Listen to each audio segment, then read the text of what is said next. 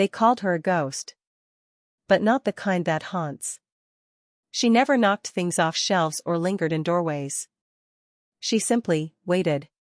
In a small cottage beneath the cliffs of Dover, where the sea whispered forgotten names into the wind, a woman in white sat by a window. Day after day. Year after year. Locals passed stories down. She lost her love to war, some said. She's cursed by time, said others. But no one dared knock on the door. No one asked her name. She had the look of someone who remembered too much. Eyes that had seen centuries in seconds. And still, she waited. Her name was Evelyn. Born in 1901, when the world still rode horses and letters came by train. She was 17 when she met him, Thomas. A dreamer. A painter of skies and promises. He smelled like pine and laughed like he had the universe in his chest. They met one summer under a willow tree near the sea. One summer. That was all they had. He went to war. And never returned. But Evelyn refused to believe the telegram. She felt him, not gone, just lost. I'll wait, she whispered, standing barefoot in the tide. Even if the world forgets you. I won't. Years passed. Wars ended. Empires crumbled. And Evelyn remained.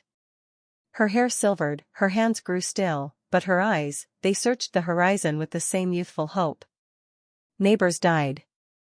Generations moved on. And still, the woman in white sat by the sea. Until one morning.